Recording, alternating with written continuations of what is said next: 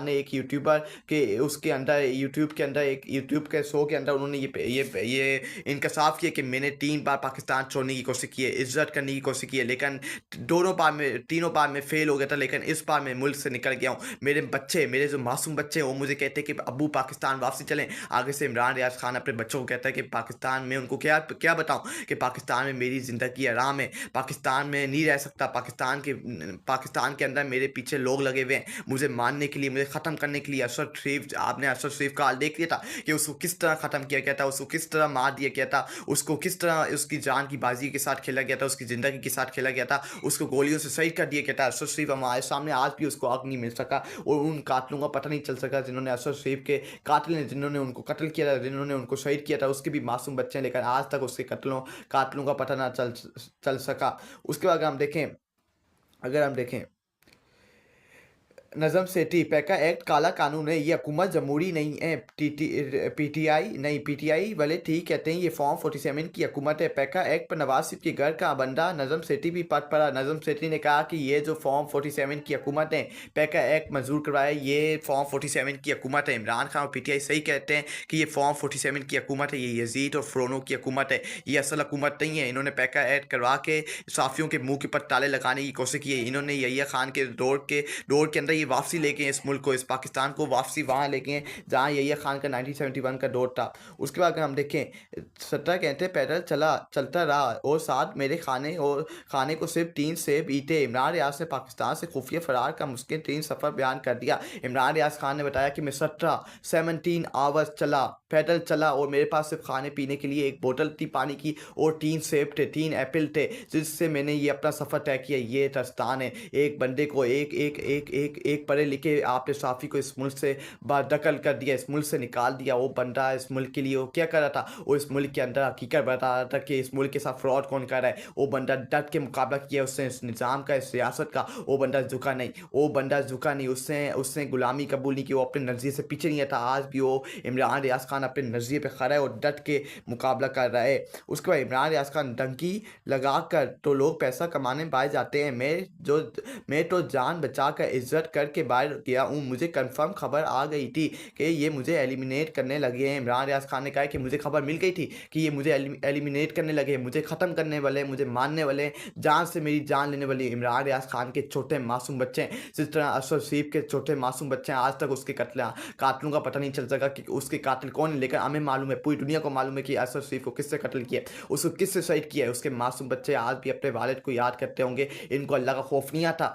कि ये लोगों की जानें लेते हैं, लेकिन आपको एक दिन अल्लाह को जवाब देना है। क़यामत के रोज़ आपने अल्लाह को जवाब देना है। आप अल्लाह को क्या जवाब देंगे, अल्लाह को क्या मुंह दिखाएंगे कि हमने कितने लोगों को, मासूम लोगों को जिनका कोई कसूर नहीं था, सिर्फ उनका ये कसूर था कि वो सच के रास्ते पे खड़े थे, हमने उनकी जानें ले ली, उनके मासूम बच्चों को लावारिस कर दिया। आप कैसे लोग अल्लाह को जवाब देंगे, कैसे अल्लाह को मुँह दिखाएंगे।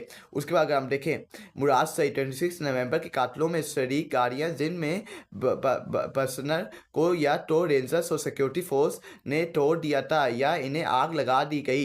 इनके अलावा जिन गाड़ियों को कब्जे में लिया गया था, इनकी वापसी के लिए पहले पैसे मांगे गए और जब कानूनी रास्ते से इनकी वापसी हुक्मनामा हासिल किया गया तो इन गाड़ियों के पास यहाँ तक के टायर तक चुरा लिए गए। मुराद सईद ये चोर है, ये टायर भी चुराएंगे, ये आपका पैसा भी चुराएंगे, ये सब कुछ चुराएंगे, क्योंकि ये चोर है। इनकी पैदाइश एक चोर ख़ानदानों में हुई है। ये चोर है, ये पटवारी है, ये यजीद है, ये गुलाम है, ये फ़िरौन है, पाकिस्तान के सबसे बड़े फ़िरौन यजीद है। इनका मुल्क से खात्मा होना बड़ा लाजमी है। ये मुल्क ऐसे आगे नहीं बढ़ सकता, ये मुल्क आगे ऐसे नहीं चल सकता जब तक ये कब्ज़ा माफिया, ये फ़िरौन यजीद पाकिस्तान के ऊपर बैठे हुए ये मुल्क अपने पाँव पे ना खड़ा होगा, ना ये मुल्क आगे बढ़ेगा। जो मुल्क के अंदर ये इस वक्त मुल्क तबाह और बर्बाद हो रहा है, ये इनकी वजह से। पिछले 75,000 जो मुल्क तबाह और बर्बाद हो रहा है, मुल्क के 2 टुकड़े हुए, मुल्क के अंदर 3 बार बासुल लॉ लगा, मुल्क को तबाह और बर्बाद किया गया, पाकिस्तान की इकनॉमी को तबाह और बर्बाद किया गया। ये जो ऊपर बंद कमरों में फैसला करते हैं, ये उनकी वजह से आज मुल्क को कहाँ से कहाँ ला के खड़ा कर दिया। आज हम इंडिया के बराबर होते,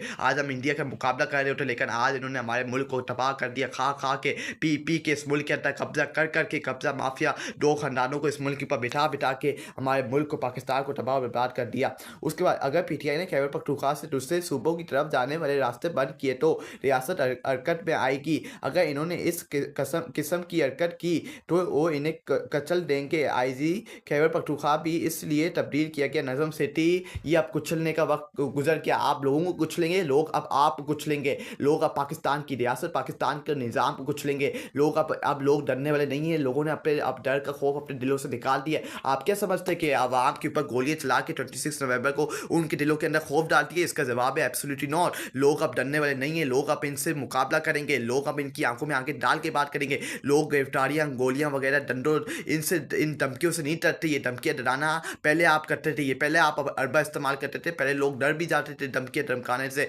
उठाने से, लेकिन लोग अब डरने वाले नहीं हैं। लोग अब डट के मुकाबला करेंगे क्योंकि ये कौम अपनी अल्लाह की इबादत करते हैं। इन फ़िरौन ये इन यज़ीदों की इबादत नहीं करेगी, इनके सामने नहीं झुकेगी। सिर्फ़ ये कौम अपने मुल्क की खातिर निकलेगी, अपने मुल्क को बचाने के लिए, अपनी आने वाली नस्लों की खातिर ये लोग निकलेंगे। ये लोग गोलियाँ वगैरह, डंडे डराने धमकाने से नहीं डरने वाले। उसके बाद हम देखें पैका एक्ट पाकिस्तान की मीडिया का तारीख का सबसे बेहतरीन कानून बना है। ये हमें वापस अयूब दौर में ले गए हैं। नून लीग पीपी वाले अलर्की में कहते हैं कि हम तो फुल स्टॉप कोमा भी तब्दील नहीं कर सकते थे। नज़म सेठी ने ये सही बात की है कि ये वापसी ये अयूब खान वाले दौर में लेके हैं। ये वही हरकतें कर रहे हैं जो अयूब खान ने अपने अपने आप को बचाने के लिए कहे थे, और ये भी अपने आप को बचाने के लिए सारी अरबे इस्तेमाल कर रहे हैं। इस मुल्क को, पाकिस्तान को तबाह और बर्बाद कर रहे हैं। इस मुल्क के 2 टुकड़े कर रहे हैं, जिस तरह अयूब खान ने पाकिस्तान के 2 टुकड़े 1971 में किए हैं। इसी तरह ये हुकूमत, ये निज़ाम, ये रियासत पाकिस्तान को तबाह और बर्बाद कर रही है। वही कानून, वही अरबे इस्तेमाल करके इस मुल्क की इमेज को, पाकिस्तान की इमेज को तबाह और बर्बाद करी। आज इन्होंने पाकिस्तान की कई अच्छी इमेज नहीं छोड़ी।